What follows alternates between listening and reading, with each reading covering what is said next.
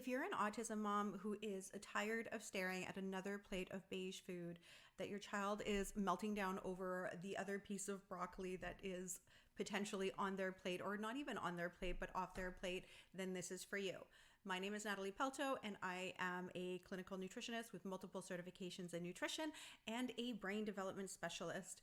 And before this, I was also an autism mom struggling with a nonverbal son who only ate 3 foods, yes, 3, that were grilled cheese, french fries, and chicken nuggets from McDonald's, and screamed at the rest. So you are in good company. I wasn't even really dealing with a difficult eater. The truth was, I was dealing with a starving brain, and I just didn't know it yet. And this is obviously long before my certifications in nutrition. So I'm probably like you, every professional told me that this was behavioral, that it was actually just part of autism, not that food was going to be the reason that some of these symptoms were exacerbated. And in our case, my son was completely nonverbal, non-conversational, could not make eye contact, could not learn, and had a lot of sensory overload. And I just needed to keep offering food over and over and over again. And obviously my son matched the classic beige diet child just from the 3 foods that I described. And the truth is that bribes didn't work.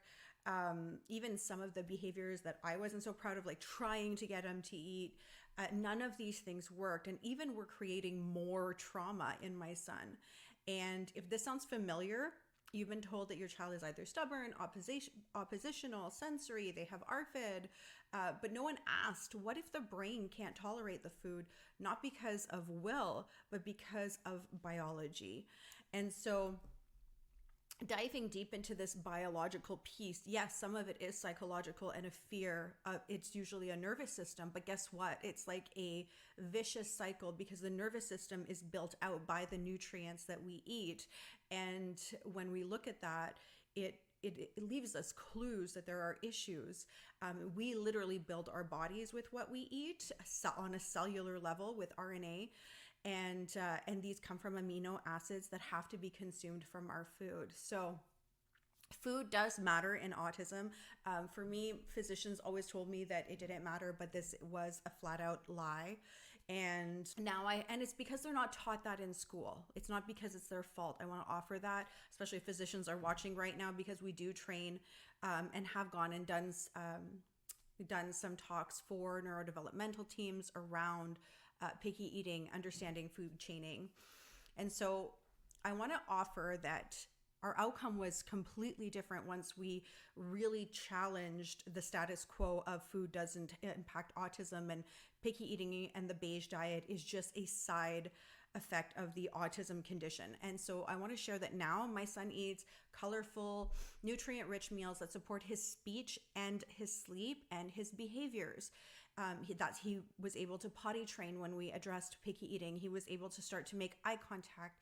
He was tackling the areas in the brain that are impacted by picky eating, which is the amygdala. And we know that right now there's a lot of talk on the cerebellum and the amygdala being impacted in children that have autism. And it makes complete sense if all of the pathways from our gut, there are 4, are going up to the brain, and they're all going to the amygdala. If it's inflamed in the gut from eating processed or ultra processed foods, or even just not getting what it needs, then that is obviously going to impact, all that inflammation is going to impact the brain as well, from that big highway that we have connecting both, called the vagus nerve. And so now my son though has independence, and it all started when we stopped managing the behaviors and focusing just on the therapies and started feeding his brain. At that point, it was like the door opened, right? When we're in therapy, and not to say anything negative about therapy, it does work really well for some kids, but for many children, it's like this repetition. What people don't understand oftentimes is that when we're in repetition, it's a completely different part of the brain. It's why when people have a car accidents and they can lose their long-term memory, but their they lose their short-term memory, but their long-term memory is still intact, but they can still learn things through repetition. And it is not, but most of our memory is actually in the amygdala. It's also where our behavior is. So by overcoming picky eating, you're going to, by default, have a happier child, a child who is not just regulated, but able to focus, able to have high quality memory, which means that they're able to learn more effectively. And this increases the ability to speech. This is just literally evidence-based biology. And so we need to stop creating this connection that autism and food are not correlated when we see the rise in profound and high functioning autism going up to like such a high exponential rate these days, of like 1 in 12 boys in California and 1 in 12 boys in Ireland. Like something is going on with this. Okay, and so knowing that we were able to shift this completely, I hope inspires you to listen to the rest of the video on how to, the 3 quick tips that we can understand around the beige diet and picky eating. So number 1, understanding picky eating is that it's a detox symptom. And I shouldn't call it a detox, it's a toxicity symptom. When the body is overloaded by inflammations, toxin, think of it as like the bucket that builds up. We have to look at its impact on our gut bugs. And because our gut bugs delegate what we crave, for example, if you have higher Candida albicans if your child has higher Candida albicans, then they're going to crave sugar. They're going to crave, and even if they're eating healthy normally, they crave a high fruit diet and have diarrhea. And so this is what we see classically in our program. And so new foods can feel almost like a threat because of this.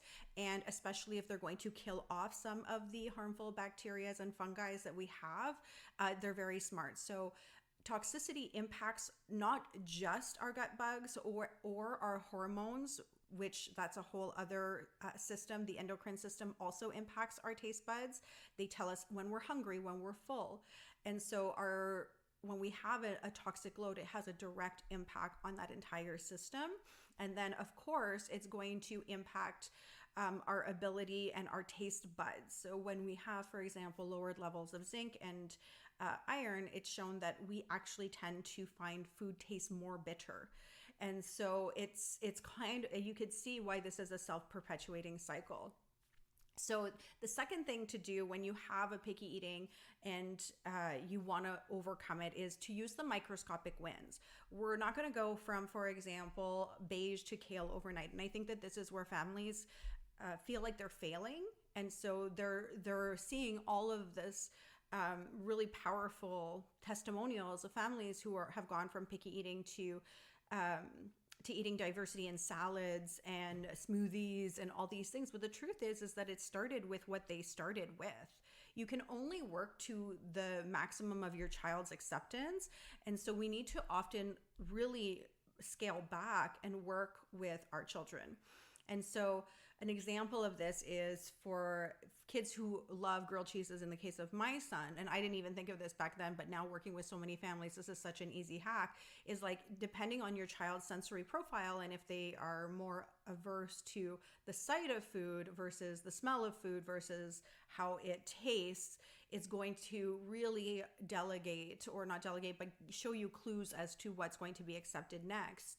And my son loved grilled cheese, so one of the areas I would have probably had more success, we actually started with his juice to microscopic food chain, but had I known better, I would have been able to use things like hemp hearts. Hemp hearts were a part of my diet at the time. I could have easily added this to the cheese mixture, and it would have increased omega-3 fatty acids that are very natural. It would have fed his gut more because it's high fiber. It also has magnesium. It has it's an entire complete protein as well, and a healthy fat. So when we look at a food like that, that's so simple, has no taste, has no texture in change, then when we're supporting our child with these microscopic wins, it can completely change the game. And so in our program, which is open for enrollment currently, so you definitely want to check that out. It's called the Bring the Fun Back to Mealtime program, and it's linked up below. And there's an entire hour-and-a-half webinar should you want to learn our strategy on how we support children on the spectrum to overcome their picky and sensory eating while focusing on brain development and very intentional introductions that will help with mitochondrial function and also feeding the gut. We take a multi-system approach. But it's you have to use this 3-part system that we have seen to be extremely successful, which is fading, which is basically food chaining at a microscopic level. And these microscopic levels are dependent on your child's acceptance and sensory profile. Then going into bigger food chaining into what we call the adventurer stage. So we have our resistor stage. This is a child who throws all their stuff on the ground, feeds the dog, will completely refuse things that are even sometimes in a pack. They're only eating packaged foods from specific places. And so, for example, like nuggets from McDonald's, like my son. So knowing what their preferences are, we can fade them in. This is called the resistor stage. Then we have our adventurer stage where we start to really recreate. So this is more of the psychological stage. We have, at first, we're always focusing on biology and supporting our children. So to greater outcomes through taste, through through fading. And so as we go into adventure stages, then we're starting to get really excited about food and playing with food and doing all of the things that current feeding therapists do. But ideally, they're missing the entire first part. They don't address the biology of a child, because if you are trying to build a relationship with food with your child psychologically and behaviorally, I mean, no matter how crappy that, I shouldn't say how crappy, but how often that child tastes the food, if it tastes crappy or not, or bitter for them, they're not going to accept it. They're going to continue to refuse it. So we have to address biology first, using what is working for them. And then we actually have to trust building shifts with the nervous system that they can handle. And this is done through our behavior. Surprisingly, we know we have mirror neurons. We have ways of connecting with our children that are outside of food. And a lot of their non-food acceptance is because of us. And it is because we've been rejected so many times. We go into these moments in a way that's very, very tense, very PTSD, very expectant of failure. And for your child, that really translates to this food isn't safe. And if mom is my caregiver and very my safe person, and she is like tense and scared, then this moment is not safe. And so they start to make associations with dinners and food introduction as being scary. So once we can break through that piece of it, we then can go into healthy negotiations, collaborations, compromises that are very, very healthy in a way that is going to make sense. And this is not using food rewards. It's more focusing on collaboration, connection, and we call that the negotiator stage. So we need to also focus at the beginning. This is a huge mistake. So tip number 3 is prioritizing nutrient density over volume. I think that there's a huge thought that our children need to be eating this monstrous salad, but the truth is that we can use very high quality nutrient dense foods. And I will offer that an example of this would be like broccoli sprouts are this tiny sprout that, so this tiny sprout that, is the beginning pieces of broccoli growing. So what broccoli sprouts will provide is like a really, really powerful, it's full of sulforaphane, it's full of phenols and really powerful nutrients. And you just need a little bit versus it's the equivalent of having an entire head of broccoli. So sometimes it's about being more intentional, understanding how food is medicine and what food is the medicine. And of course, it's going to be different for every child. We can't just cookie cutter our way through this. Of course, there are some foods that are going to be appropriate for brain development, but one person's or one child's healing tool may be another child's poison. And this can come in food sensitivities. Not that I'm a big fan of food sensitivities, but some children will need to rotate foods differently than children, let's just say, who have a less dysbiotic gut. So one bite of brain feeding food is sometimes more powerful than 10 bites of beige. So always focus on, think of quality over quantity, especially at the start. And I think that this is where families that we see feel like they're not doing enough, but they don't realize that if they hadn't even added that one leaf of spinach, let's just say in a grilled cheese or in a smoothie or in a juice, or, cut up tiny into their salad or into their spaghetti sauce, they may not realize that if it wasn't there, it wasn't even getting any nutrients, right? If we're focusing on just the beige diet. So knowing that even these microscopic things do matter, that they provide our children with a flavor profile, which means that our children can start to be exposed to food flavors, and then they can actually change their taste buds. Like our children, not even just our children, but we as humans, our taste buds change every 3 to 4 days if we make adjustments. This is how they teach people to lower their salt when they have high blood pressure. Their salt intake, they say do it gradually and come down. Same thing with sugar. So knowing this is going to be a game changer for you. All right, so if you are nodding your head right now that this is my kid, I want you to know you're not crazy and you're not failing. You're just missing the right map, and a map that's going to move the needle forward faster.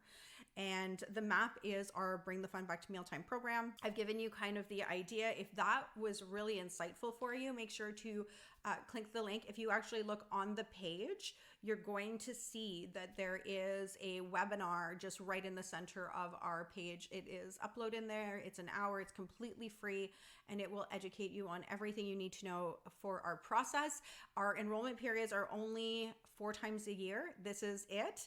So it's only open for 2 weeks, and we have a maximum of 30 lovely families that we can take at a time. And I cannot wait to either see you in our program, to drop a comment on if any of this has really been insightful for you. Make sure to subscribe and like this video, and we will see you soon.